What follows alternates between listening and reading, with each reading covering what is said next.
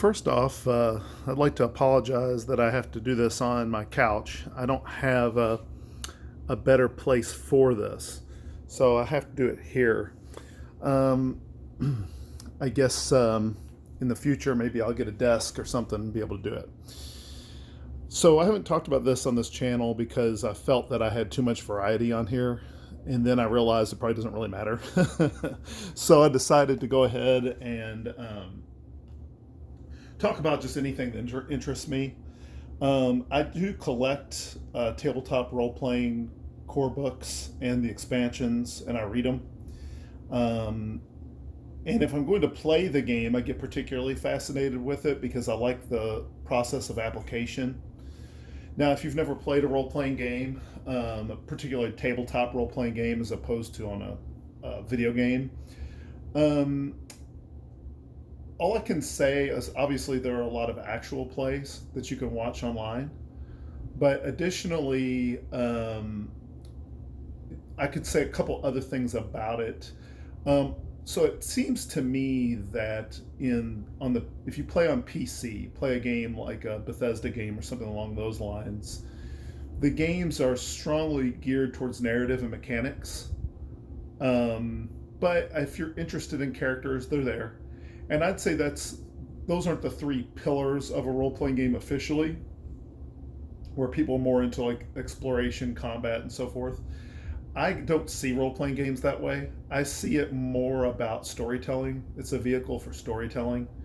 Um, so I tend to lean on storytelling, and next in order will be the mechanics. I have a secondary interest in mechanics, and then finally, I would get more into the character element of it. What kind of characters will the players meet, and so forth. I think the other things, such as exploration and combat, just kind of falls in line with those things. So I don't tend to focus on them, even though I spend a lot of time prepping encounters and so forth. Okay, with that said, I want to get into my review of this text. I'm going to start here from the get go and tell you that this is a fantastic role playing game. As good of a role playing game, I've been playing them since I was 11 years old. I don't think I've played one quite like this. I've been reading 2D20 systems. I have the Star Trek Adventures 2D20 system. I'm hoping to read the Fallout soon, but this is the first one I've actually played. And I did do a one shot of this, and I could see what they're attempting to do. This has several modes of play. Let me tell you now, this is very important. This is understood. This is not Dungeons and Dragons thrown into the Dune universe. Or you could just take this and make it Star Wars or Dune or repaste it. This was genuinely inspired by Dune, the role playing game itself, using the D20, the 2D20 system, but the mechanics and the focus is to mimic Dune. And I just thought this was brilliant. I devoured this book. I read it in a week. It's quite a few pages. Also, as a side, I'll say we're going to do a little flip through here. It is probably the best looking RPG book, bar none. It borrows a couple of ideas from other games. Blades in the Dark, where you can sort of decide something's there. In this game, you have assets. And you can kind of, as a player, make a roll and decide if something is there. So let's say like you're in a fight and you want to say, oh, earlier someone dropped a dagger on the floor. They could roll to see if that's the case and create what's called a temporary asset. But assets are not just physical things. Sometimes they're things that are not physical. They can be they're intangible in the book. An intangible asset might be a network of spies. Now, if you haven't played this game or know nothing about this game, that might appear kind of strange. I would compare that idea to Fantasy Flight's Warhammer RPGs that were based in the Warhammer universe. Rogue Trader would be a good example where it abstracted your income. And so you dealt at a bigger level, okay? And this does that. You deal at a house level. So it has modes of play. One mode of play is called agent play. Okay, agent play is when you go down, this is classic role playing, your characters go and deal with a problem directly. The player is the one that decides if they want to do that or not. The other mode of play is architect play. Architect play is when you deal at a broader level. Okay, so you may send people on your behalf, and the 2d20 system is malleable enough that you can do this. Pretty interesting. Within those modes of play, within architect play, well, between the two modes, really, there are several things. First is you can have a duel, and a duel is you see if you've seen the Dune movie, you see duels, and you could have a one-on-one. All right, so that's probably going to be accomplished through agent play, and then you can have a skirmish, which also I think more likely would be accomplished through agent play, where you would just have a group versus a group. And then you have warfare, and that would be done through architect play. And warfare, I could be wrong about those others too. Those may also be able to be done through architect. I'm not sure. But in warfare, which is in our one shot, what we did, we played the warfare mode. You could really literally have a big giant war, and the game system is good enough to do that. And if you're a creative player and a creative game master, it could be very interesting. You also have espionage, which can be done both architect or agency, and then you can have intrigue. And espionage is more of like spying, and intrigue is where maybe you go to a dinner party and try to get information or influence someone. Again, both those game modes could be done with architect or agency. And then there's a process. So you may want to use an asset or create an asset and use that. And so you have to move that asset. Now, what does that mean? Well, there are two ways to move an asset. You can move it boldly, which is a lot of times there's a drawback and a benefit. If you move an asset boldly, it means you may move it quicker, but it may be more noticeable. So if you're trying to sneak and you move boldly, you may move too fast and be seen, but you get somewhere faster, right? Or you can do it, I believe it's sneakily. I could be mistaken about the language they use there, but and that just means what it means. You could do it silently or slowly, and so in like a duel, you might move your dagger into a shield zone, and you decide whether that's boldly or sneakily or whatever it is. And that may cause, if you move it boldly, it causes the enemy to block right there, and then you've got them distracted, and so forth. Or you can move it sneakily and try to get through their defenses. Something along those lines. All right, that's enough about the mechanics. If you're confused, I apologize. It had to be done this way to give you the tools you need to mimic the Dune story, to mimic your own story that would be in the Dune universe. And I think that this is very well done. But beyond what I've told you, you'd have to read the rules for yourself. But they're brilliant. They're absolutely brilliant. They reflect the universe very well. Now, I don't have really, honestly, anything negative to say about the game itself, other than it might be a little bit too rules light in terms of dealing with your characters. But in truth, you could also make those rules crunchier if you wanted to. So I think the system is just so good for that. Again, I only played a one shot, so if you've played a campaign and you just felt that the rules don't apply to campaign length, I get that. I like crunchier rules. I would more enjoy Pathfinder 2e than 5th edition, just because I like more. I don't know why I've always been this way. I just like more rules. I just enjoy that as a player and as a game master. But this is lighter on rules, but at the same time, if you wanted to make it crunchy, as I said, you could. One drawback, though, around the game that I have to tell you, well, really two, okay? The first drawback is the lore.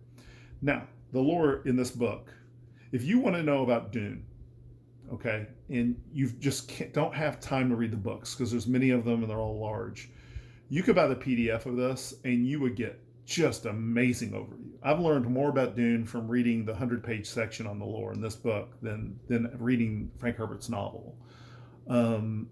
Because that's only one book. This just covers everything so well. I mean, I learned a ton about Dune.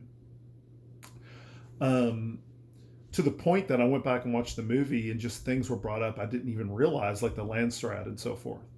Didn't even know about that prior to reading this. And what that was. And that's just the house politics of the world. So that was pretty fascinating to see the way they had done the lore. But the drawback is this. If your players don't know anything about Dune, and they're not reading this core book, and they know nothing about Dune, it is a problem. For my group, it was a major problem. They just don't know anything about Dune.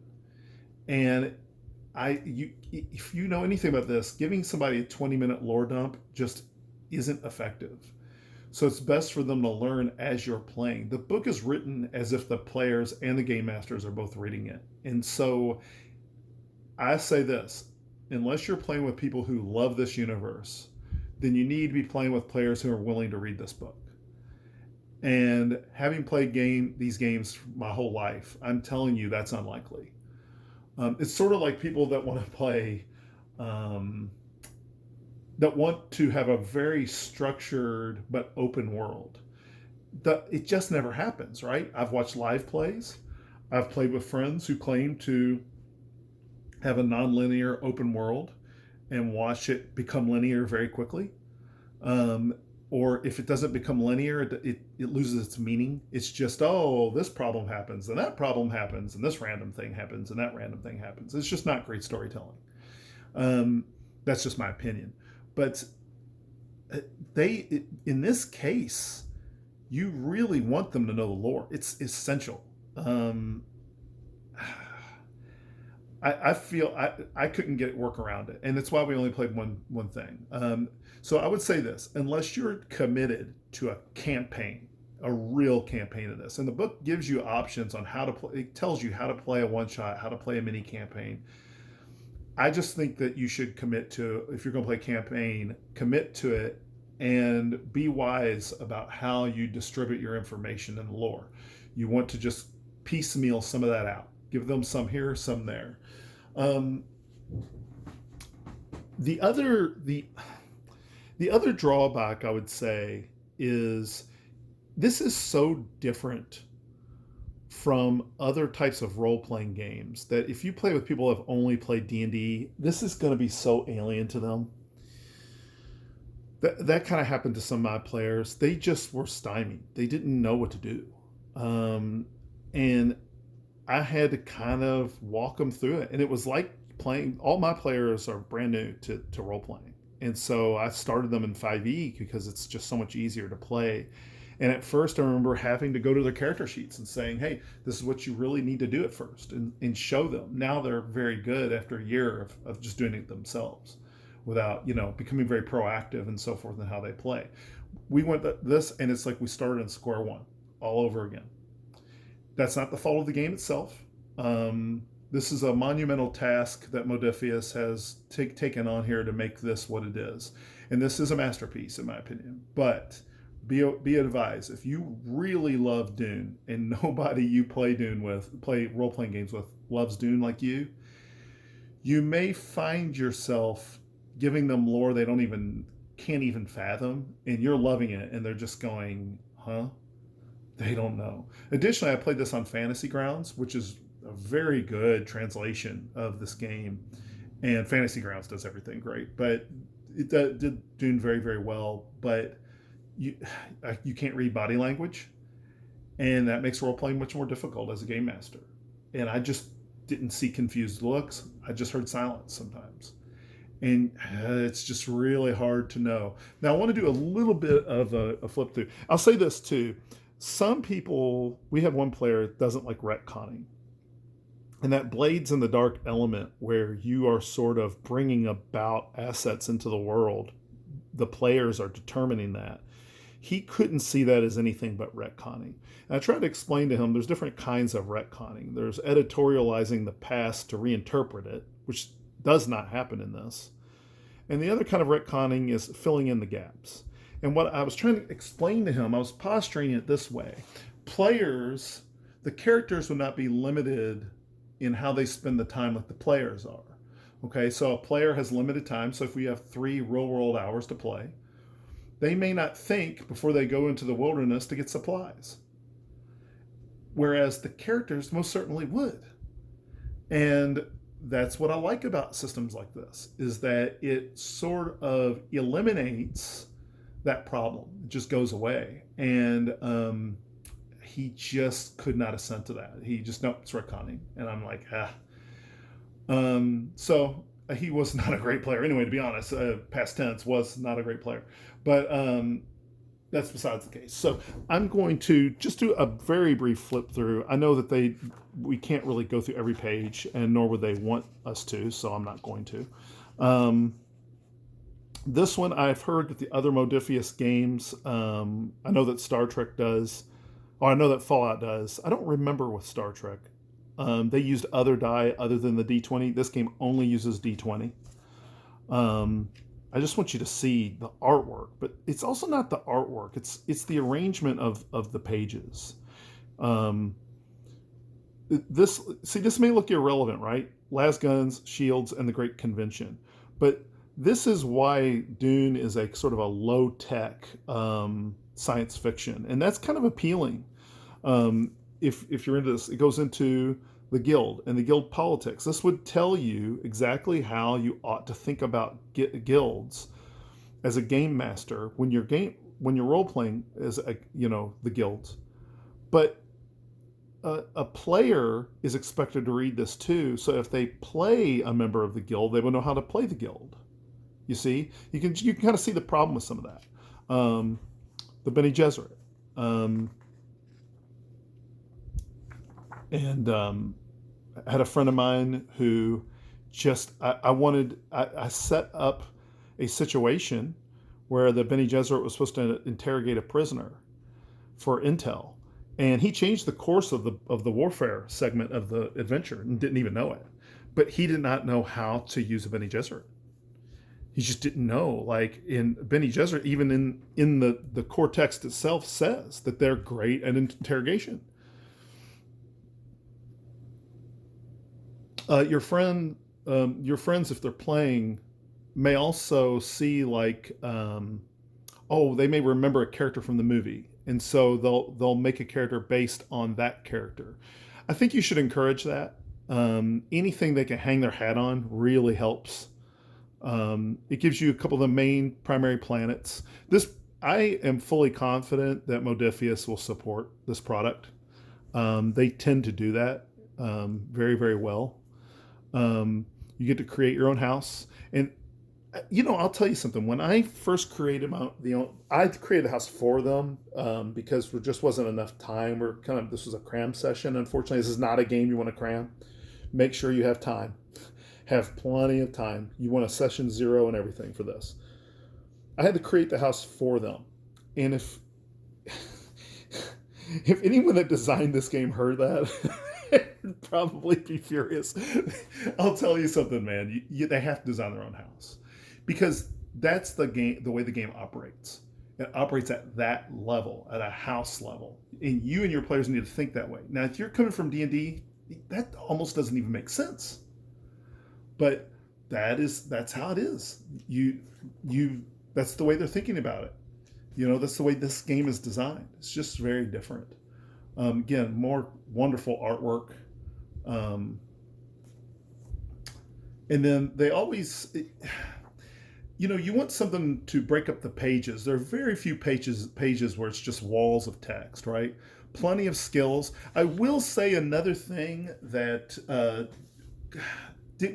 made it difficult for me is when I think of a skill, I think of a permanent list of like 25 to 30 skills, and that they're usually attached to some attribute. Skills in Dune are different. Skills, you have like 6 of them, All right, and those are your skills, and then you attach foci or focuses to those skills. And that language is confusing if you think of skills a certain way. And that was a little bit tough for me. It took me multiple reads to understand that, because I kept thinking of skills as like you see in D&D, just a long list of skills. And that's not, skills are more like attributes in this. Now, I'm not going to get into all that, but focus, the way they've designed, you have to look at an actual play to really understand this, but the way they have designed this in terms of how you use your abilities, your skills and everything is very interesting. And it's very gamey and puzzly, and I really love that. It's you as a game master saying this is the appropriate skill, and the player links another, I forget what it's called, with it, and they have to justify using that. And that gives you the number that you have to, quote unquote, beat, as it were. But again, that goes into explaining this. The first section, assets, is a must read. It explains what assets are and how to use them. Because again, this is why the word asset is used as opposed to equipment. Because equipment would imply a tangible thing, which is assets can be intangible. So like this is an asset, a corporate spy, right? That's an asset. But another asset might be look at a stolen file. Again, intangible asset, even though it might be a physical thing. That's for blackmail, a politician. And again, your player, so let me explain that. So let's say you've chosen a politician as your asset. And you're trying to find out where a smuggler is. And so you know that the smuggler has family that's part of let's say they're a CHOAM shareholder, right? CHOAM is how they have the monopoly over financing, sort of like Bank of America. And they have a shareholder, and the shareholder usually is very powerful. And so you might go to a party and try to see if you can get this shareholder to tell you where the smuggler is. And maybe they're in cahoots. Well, you as a player might be looking over your character sheet and say, hey, I have politician as an asset. Maybe this politician's at this party, and maybe this politician can help me talk to the shareholder and offer some help with them on something on a planet, or maybe even explain that, we've been trying to get rid of smugglers, and there's this really sensitive area, and where if any smugglers found out about it, they could get away with it all the time and trick this person into telling you, hey, you go there and you stake that place out, and sure enough, the smuggler comes by. It's along those lines. That's just off the top of my head, but you get an idea. Now, how do you play that out in a game, though? And the 2D20 system allows you to actually play that out, not just talk about it. And that's important to me as a player. Whereas maybe not. Maybe some people are fine with just role playing those things. But drive and skill. That's what I was talking about. So your skill, again, the game master selects the skill, and then the player selects the drive. And then if the statement about their drive matches what they're doing, then they get certain benefits from that, which again, I'm going to keep vague and not go into, because this video is already really long probably. So anyway, just wanted you to get kind of a flavor of the kind of book this is, how it's laid out. And then there is an adventure. I did not play the adventure. I did my own thing, but that is it in a nutshell. I already redeemed the thing there, so I'm not too worried about that. But want to just say, this is great if you have Fantasy Grounds. Highly recommended on Fantasy Grounds. But I do want to warn you, this is not a one-shot game in my opinion, unless the people you are talking to are really interested in Dune. Then that one-shot will work just fine. But otherwise, if you're dying to play this, but your friends know nothing about Dune, then you need to take it slow. Be wise about how you introduce them to the lore. And the first few sessions probably need to be on rails so that you can introduce ideas to them and so forth. And then over time, they'll learn how to play this game. Even, I think, even advanced players, people who've been playing role playing games a long time, will struggle with this concept. Um, Again, if you've played Blades in the Dark, some of this will make a lot of sense. If you played Rogue Trader, Fantasy Flight's Rogue Trader, I don't know about Games Workshop version, whoever produces those now, but Fantasy Flights, back when they did their Rogue Trader, those ideas translate very well. We are operating at a bigger level. So, man, if you're interested in this, I hope you get it, because it's also just so well written, such a great read, and very enjoyable. Have a good one.